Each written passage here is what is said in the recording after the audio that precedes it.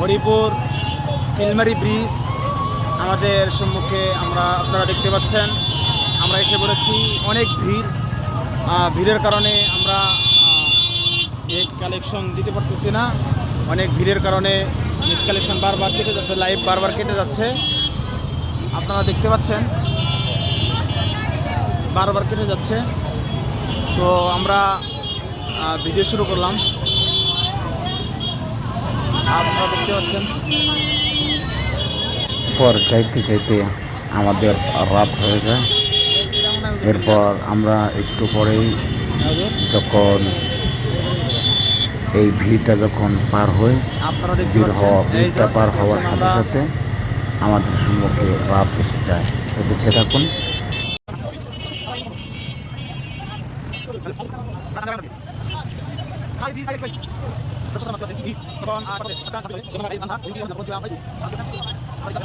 এরপর একটা রেস্টুরেন্টে গেলাম, সেখানে একটু সুন্দর দৃশ্য মনে হলো। তখন আমরা গেলাম, সেখানে দৃশ্যটা অনেক সুন্দর মনে হলো। সেখান দিয়ে একটু ঘোরাঘুরি করলাম, দেখলাম।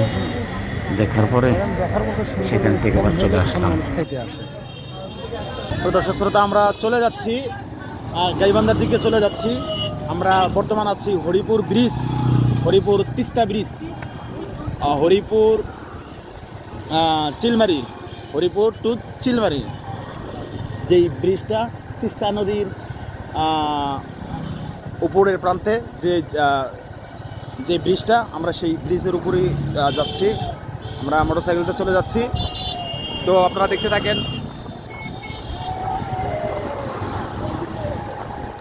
এখানে আসলে লাইভ করা দরকার ছিল, আসলে লাইভ করতে পারি না, কারণ নেটের অনেক প্রবলেম।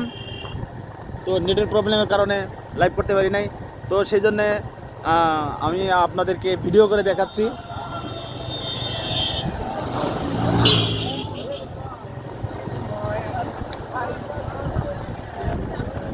এই যে দেখতে পাচ্ছেন, এই লাইটগুলো একটু জ্বালালে অনেক সুন্দর দেখা যেত। লাইট কেন এখনো জ্বালায়নি, এটা বিভিন্ন চিন্তা করতেছি যে কোন কারণে জ্বালা নেই।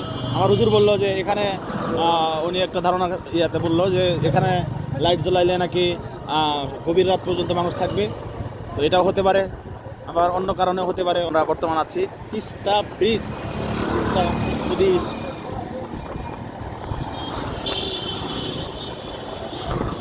আপনারা দেখতে পাচ্ছেন, দেখতে থাকেন।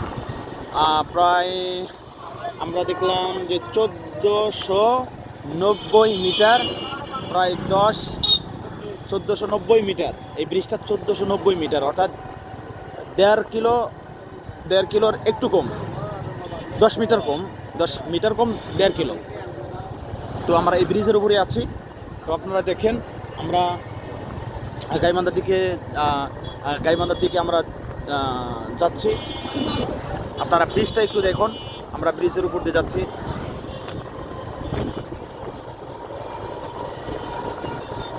এই আমার সাথে আছে হুজুর, তিনি মোটরসাইকেল চালাচ্ছে।